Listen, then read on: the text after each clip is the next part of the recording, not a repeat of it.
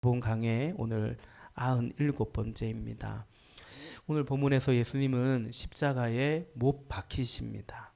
그리고 못 박히시기 전과 못 박히신 이후에 로마 병사들이 예수님을 조롱하는 장면들을 보게 됩니다.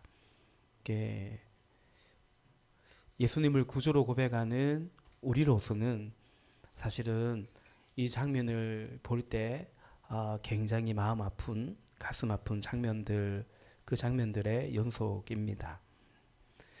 대제사장이 살해드린 공회에서 앞서 예수님을 이제 끌고 와서 신문할 때에 결정적인 예수님을 고발하기로 죽이기로 결의할 때에 결정적인 질문 그리고 대답은 이거죠. 마태복음 26장 63제가 64절에 보니까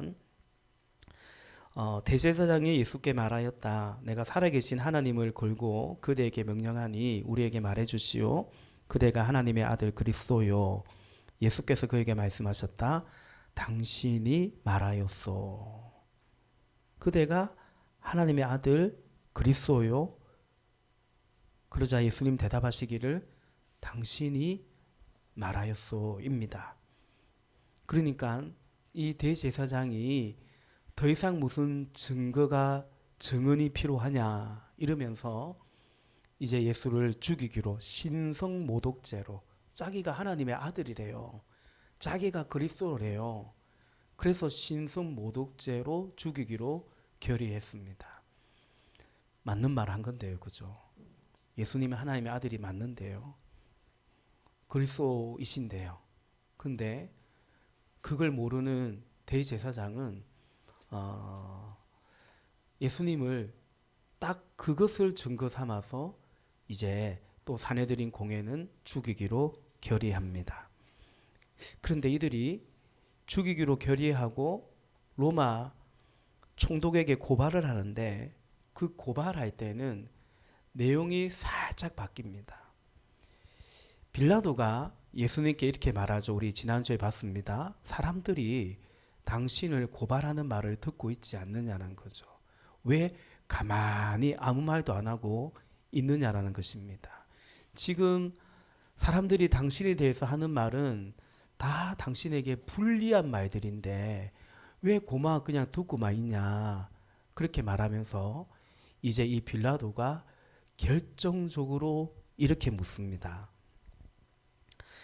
마태복음 27장 11절 말씀에 예수께서 총독 앞에 서시니 총독이 예수께 물었다. 당신이 유대인의 왕이요? 그러나 예수께서는 당신이 그렇게 말하고 있어 라고 말하였다라는 것이죠. 비슷합니다. 질문의 형식과 대답의 형식은 비슷하죠. 내용만 살짝 바뀌었습니다.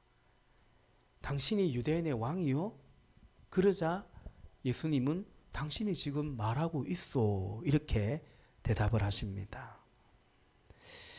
여러분, 이런 거죠. 로마 총독에게 예수가 하나님의 아들 그리스도라고 만약에 이 사내들인 공회가 고발을 하면 저 사람이요, 자기가 하나님의 아들이래요.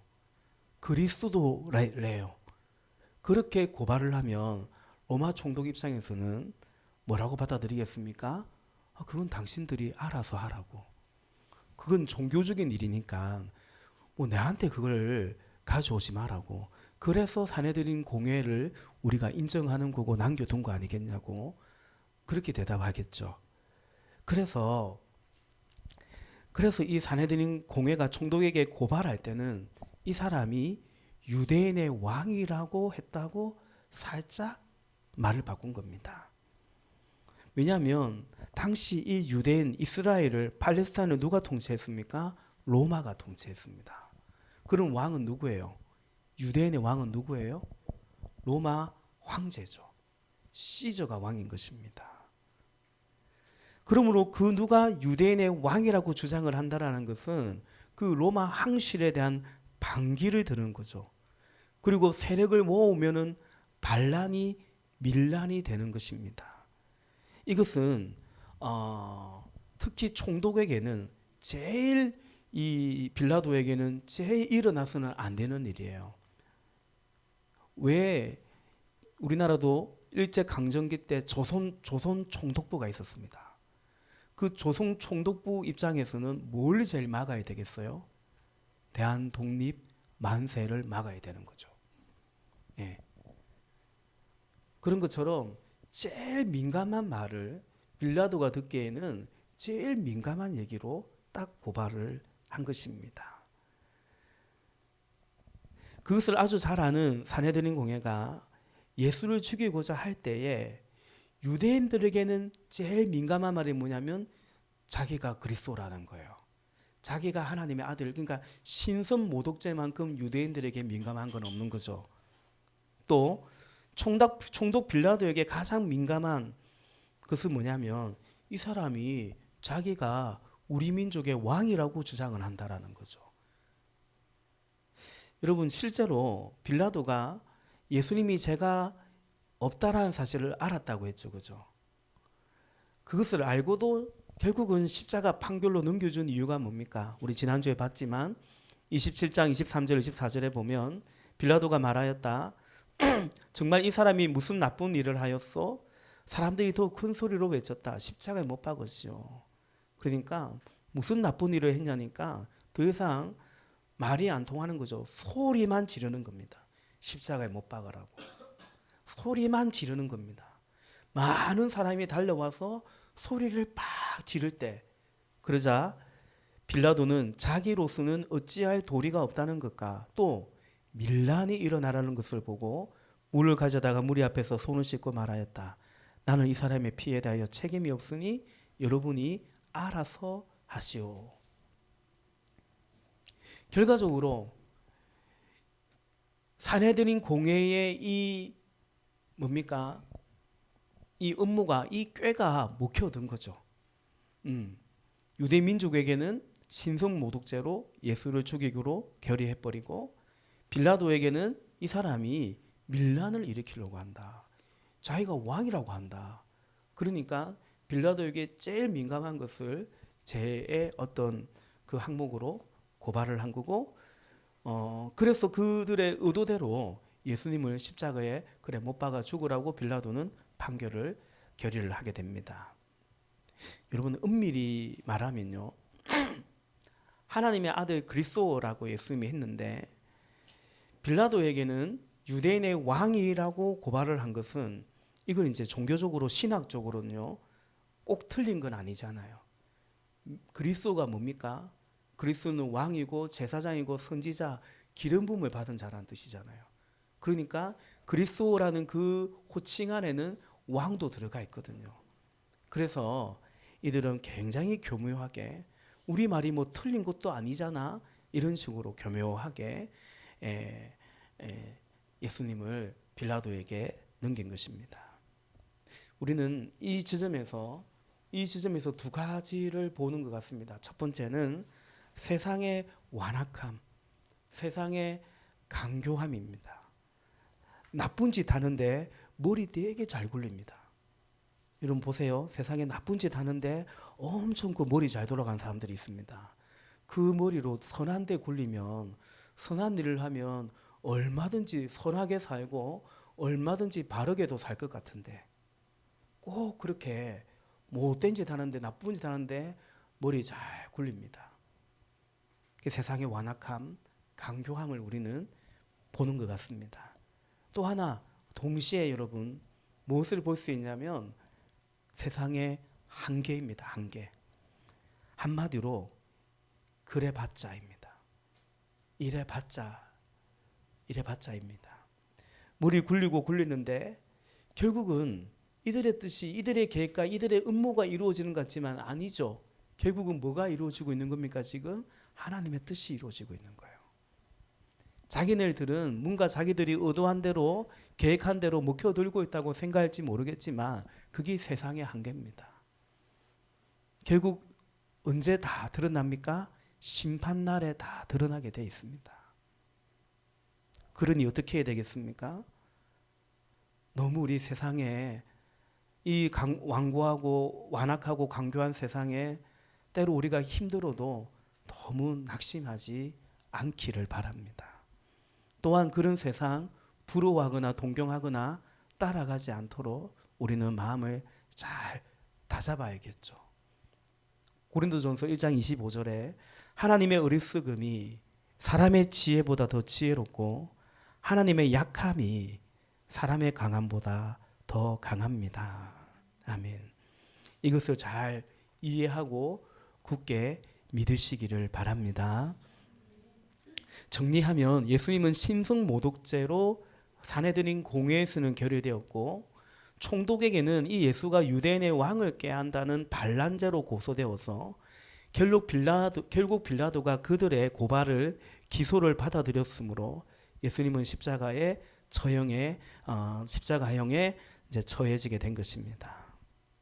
그런데 예수님을 이제 십자가형에 처해지면 그냥 십자가 처형을 하면 되는데 뭘 하냐면요, 조롱을 합니다. 그것이 오늘 본문이죠. 28절입니다. 그리고 예수의 옷을 벗기고 주홍색 걸침 옷을 걸치게 한 다음에, 이런 옷은 누가 입냐면 왕이 입는 옷이에요. 29절 가시로 면류관을 엮고, 이 면류관은 왕관은 누가 쓰는 거예요? 왕이 쓰는 거예요. 지금 이 로마 군병들이 임금님 조롱하는 놀이를 하고 있는 거예요. 예수의 가시로 면류관을 엮고 머리에 씌우고 오른손에 갈대를 들게 하고, 원래 왕은 이런 걸 다 들고 있는 거거든요. 그리고 그분 앞에 무릎을 꿇고 유대인의 왕 만세하고 말하면서 그를 희롱하였다. 또 그들은 그에게 침을 뱉고 갈대를 빼앗아서 머리를 쳤다. 이렇게 희롱한 다음에 그들은 다시 주홍옷을 벗기고, 예수님은 이제 어찌 보면 공개적인 곳에서 발가벗김을 당한 거죠. 그 수치를 당하신 것입니다. 그의 주홍옷을 벗기고 다시 그의 옷을 도로 입혔다. 그리고 십자가에 못 박으려고 그를 끌고 나갔다. 총독의 병사들이 말씀드린 것처럼 임금을 조롱하는 놀이를 하고 있습니다. 이들은 로마에서 파견된 군사라기보다는 이 총독의 군사들은 대부분 요즘 말로 하면 고용된 용병들입니다. 여러분, 이들이 지금 하는 행동은 뭐겠습니까? 진짜 임금에게, 진짜 왕에게는 할 수 없으니까 가짜라고 스스로 왕이라고 하는 이 제수에게 이루고 있는 것입니다. 이게 무슨 말이냐면 단지 가짜 왕에게 한다기보다는 평소에 왕에게 가지고 있는 감정을 푸는 것 같다라는 것이죠. 이 사람들이요, 로마 황제에게는 절대로 이르지 않겠죠. 이러면 안 되는 거죠. 그러나 사실은 그 왕에게도, 자신들을 지배한다라고 말하는 그 왕에게도 사실은 이루고 싶은 마음이 있지 않나라는 것입니다. 여러분, 무슨 말이냐면 저는 이 또한 이 세상의 모습이 아닐까 싶습니다. 앞에서는 하지 못하는 행동을 뒤에서는 참 많이들 하거든요. 진짜 왕 앞에서는 할 수 없지만, 그러나 왕이 없는 자리에서는 왕에게 이루고 싶은 것입니다.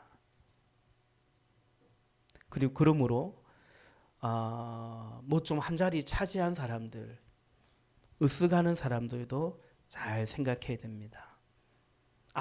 내 앞에서는 어떻게 행동할지 모르지만 어쩌면 뒤에서는 이루고 있는 것입니다. 죄인들의 모습이요, 사실은 세상의 흔한 풍경 가운데 하나입니다. 제가 드리고 싶은 말씀은, 우리가 함께 생각하기를 원하는 것은 이 군병들의 모습을 보면서 여전히 다시 한번 세상에 속아서는 안 된다. 또한 이루고 있는 세상을 따르지 말자라는 것입니다. 십계명을 설교할 때 제3계명이 하나님의 이름을 망령되이 부르지 마라, 함부로 부르지 마라 이죠. 그때 제가 읽은 책 가운데, 설교를 준비하면서 읽은 책에서, 아마 우리가 지금 십계명 배울 때 계속 하나님과의 관계뿐만 아니라 누구와의 관계를 같이 봅니까? 이웃과의 관계, 사람과의 관계를 같이 보잖아요. 그러니까 하나님의 이름을 망령되이 일컫지 말라라는 그 대목에서 사람에게도 그러지 말라라고 말합니다. 그러면서 어떻게 설명하냐면 예를 들면 이런 거죠. 그냥 저를 예를 들어 볼게요. 여러분이 저의 앞에서 목사님이라고 하죠. 뭐 담임 목사님, 뭐 허목사님 이렇게 하겠죠. 근데 뒤에서는 자기들끼리 있을 때는 얘기할 때는 그 허목사가 말이야 이러는 거예요. 우리 학교 다닐 때 쌤 앞에서는 선생님이라고 하면서도 뒤에서는 그냥 이름 부르잖아요. 이름 친구들끼리. 뭐 어쩌면 교수님한테도 그럴 수 있잖아요. 직장의 상사를 또 그렇게 할 수 있잖아요. 그러니까 그 앞에서는 하지 못하는 거예요. 로마 왕 앞에서는 절대 그러지 못하는 거예요. 근데 그러고 싶은 거예요. 그러고 싶은 거예요. 니 뭐 잘났냐 이거 저 그런 마음.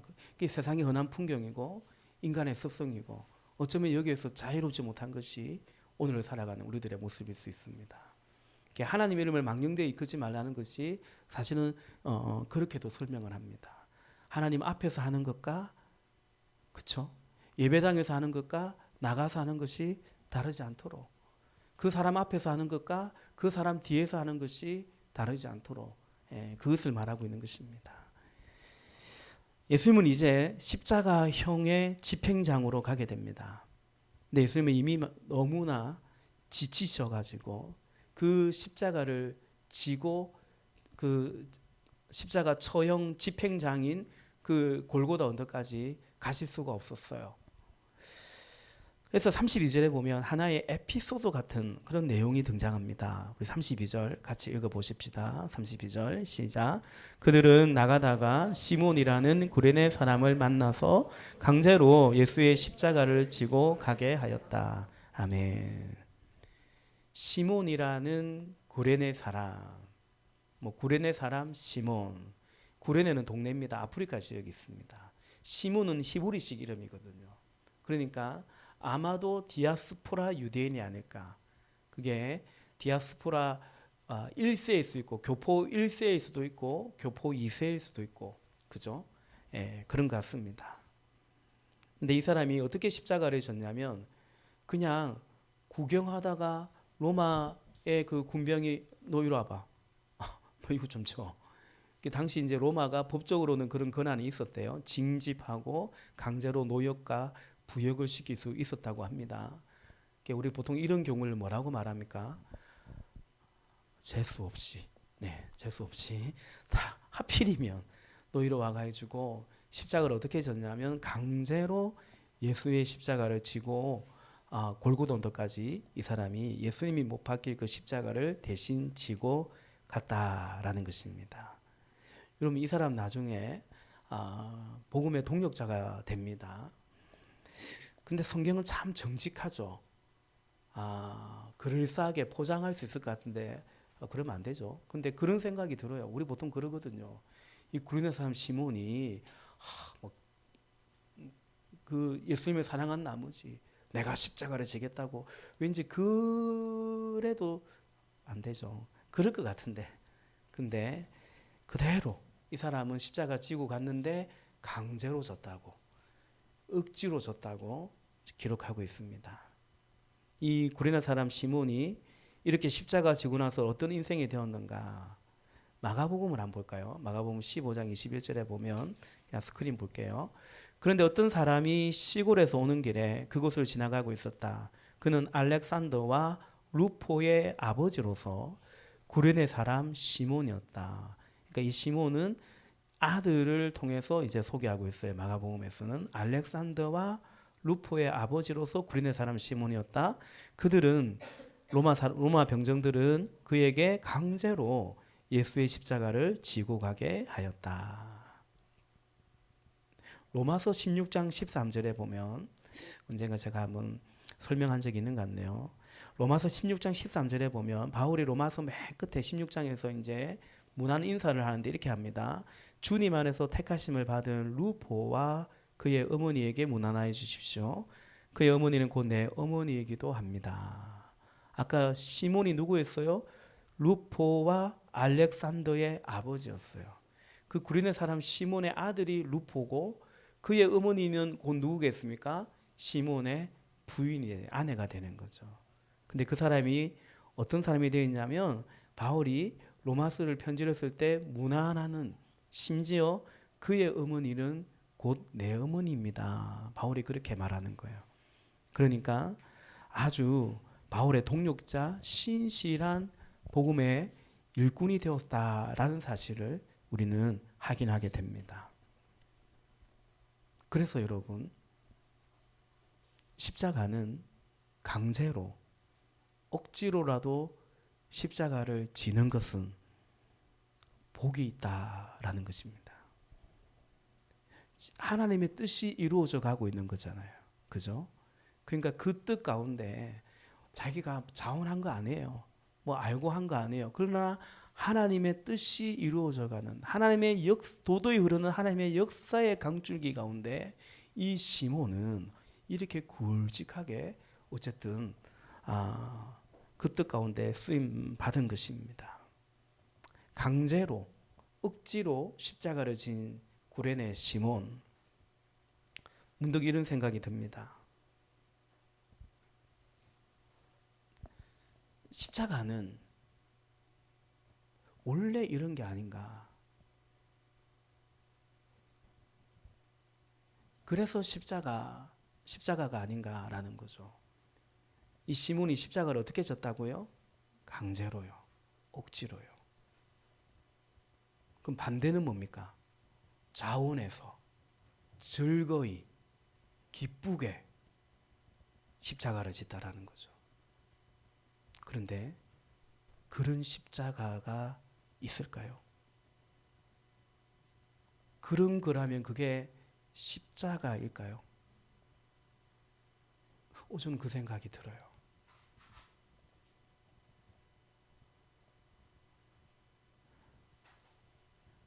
유사한 십자가일 수는 있겠죠. 십자가 지는 어떤 흉내라고는 할 수 있을지 모르겠어요. 십자가는요, 거의 내 몸을 쳐서 복종해서 정말 이 십자가를 왜 내가 꼭 지어야 되나, 그게 십자가일 수 있어요. 누가 그랬냐면요, 예수님이 그러셨어요. 예수님이 십자가 지셔야 되는 거 아셨지만 겟세마네 동산에서 기도하실 때 내 마음이 심히 괴롭고 죽을 지경이라고 그렇게 말씀을 하셨어요. 그게 십자가입니다. 달갑지 않습니다. 좋아할 게 아닙니다. 싫어하는 겁니다. 십자가 지면서 막 인정받고 박수 받고, 야, 저분 참 그 남들이 가지 않는 길을 갔다. 저 선배님은 그런 분이다. 십자가는 그런 게 아닙니다. 예수님 십자가 지고, 아니 십자가 끌고 갈 수도 없을 만큼 이미 그렇게 많이 채찍에 맞으셨고요. 조롱받고 옷벗김 당하고 침뱉음 당하고, 그리고 무엇보다 말로 할 수 없는 고통이 십자가 처형입니다. 제가 설명을 할까 하다가 그냥 안 하려고 합니다. 십자가 처형이 어떤 방법인지. 말하다가 울컥할 것 같아서. 여러분, 이미 예수님 때에 로마 사람들에게는 십자가형은 법으로 금지되어 있었습니다. 그만큼 잔인하고 고통스럽기 때문에 보통 며칠씩 십자가에 못 박혀 있거든요. 그렇게 서서히 고통 가운데 죽어갑니다. 그리고 한 100년, 예수님이 십자가에 죽으시고 한 100여 년 지났을 때는 노예들에게, 이방인에게도, 식민지 백성에게도 로마에서 십자가형은 금지했습니다. 그 정도로 십자가 처형은 고통스러운 겁니다. 이 십자가를 우리가 자원해서 스스로 즐거이 내가 원해서 질 수 있을까? 동일하게 두 가지 생각을 해보게 됩니다. 그렇다면 우리에게, 나에게 과연 십자가는 뭘까? 지금 내가 지고 가는 십자가는 있을까? 두 번째는 만약 십자가가 있다면 아마도 그것은 딱 두 가지일 것 같습니다. 첫 번째는 내 몸을 쳐서 복종하여 지는 것이 십자가일 겁니다. 여러분에게 십자가가 있다면 아마도 그럴 것입니다. 내키는 것이 아니에요. 내 몸을 쳐서 복종하는 십자가일 겁니다. 그리고 오늘 이 시몬처럼 억지로 강제로 지는 것이 십자가입니다. 눈물을 머금고 머리로는 동의가 안 되고 내 마음도 그렇지 않은데 그런데 순종해 가는 그것이 십자가일 수 있습니다. 내가 이럴 이유가 없는데 왜 이러고 있지라는 거죠. 어쩌면 지금 그러니까 내가 싫은 거예요. 나 정말 이거 싫어. 이거 싫어. 그런데 해가는 거. 그게 십자가일 수 있습니다. 어쩌면 여러분 지금 여러분이 십자가 지고 있을 수 있습니다. 나 이런 거 섬김하기 싫은데 하고 있다면 그래서 십자가는 뭐가 선행되냐면 또 뭐가 같이 이루어져야 되냐면 예수님이 뭐라고 하셨죠? 누구든지 나를 따라오려거든 자기를 부인하고 자기 십자가를 지는 거예요. 자기 부인이 어찌 보면 먼저이고 그리고 함께 진행될 때 십자가를 지는 거예요. 여러분 십자가는 다 달라요. 예수님이 무슨 십자가라고 했냐면 자기 십자가라고 했어요. 어떤 분은 그래서 그 십자가가 가족일 수도 있고요. 경제적인 어려움일 수도 있고요. 정말 아주 뭡니까? 그렇게 분명한 자신의 자아일 수도 있습니다. 예수님처럼 심히 힘들고 괴로운 것이 십자가인데 그런데 여러분 그 십자가는 축복입니다. 십자가를 통해서 어디에 이릅니까? 부활에 이르기 때문입니다. 우리가 은혜로 구원받았듯이 십자가는 은혜로 주어집니다. 오늘 우리는 이 구레네 시몬을 통해서 은혜로 주어지는 재수 없이가 아니라 하필이면이 아니라 은혜로 주어지는 십자가를 우리는 보게 되는 거죠. 마지막으로 본문 33절부터 37절까지 우리 교독에서 같이 읽읍시다. 그들은 골고다 곧 해골곳이라는 곳에 이르러서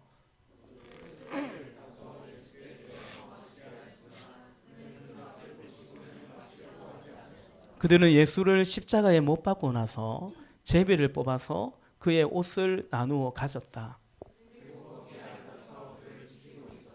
함께 있습니다. 그리고 그의 머리 위에는 이 사람은 유대인의 왕 예수다 이렇게 쓴 제패를 붙였다. 아멘.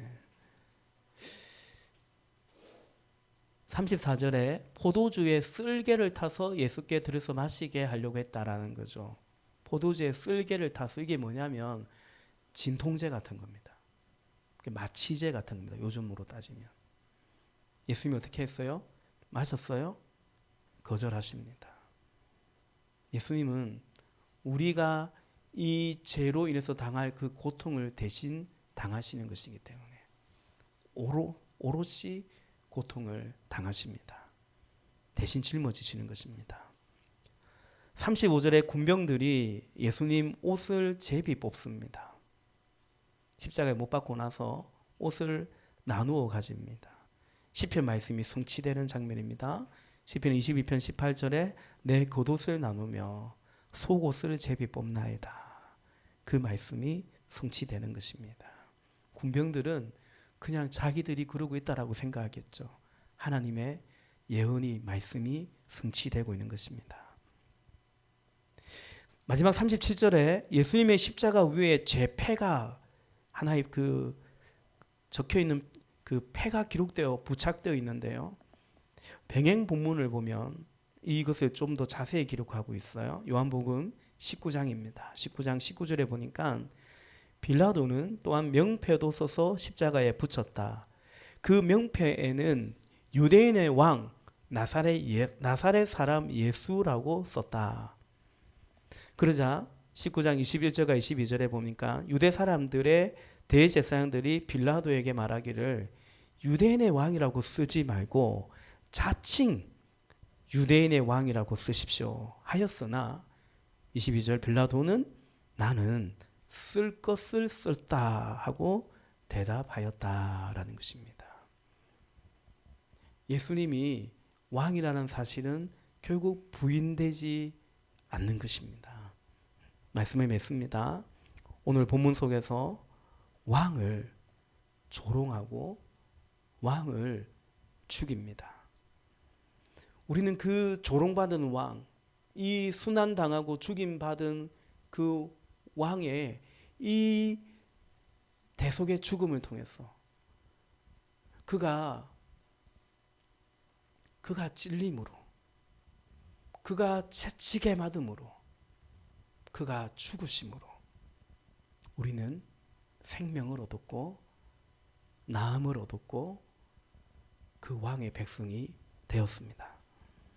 그러므로 여러분, 우리는 이 왕을 인정하는 것입니다. 우리는 이 왕을 찬양하고 경배하는 것입니다. 우리의 온 마음을 다해서 우리는 이 왕을 다른 것이 아니라 이 왕을 왕으로 인정하고 마땅히 그 이 왕이 받으실 경배와 찬양을 영광과 존귀를 올려드리는 것입니다. 다른 것에 종노릇하지 않고 다른 왕을 모시지 않고 두 주인을 모시지 않고 세상에 종노릇하지 않고 오직 우리의 왕이신 주님을 경배하고 그 왕이 우리에게 초청하는 그 왕이 배설한 그 나라의 잔치에 들어가는 것입니다. 함께 그 길을, 그 부르심 가운데 그 길을 가게 되는 형제자매 여러분, 우리의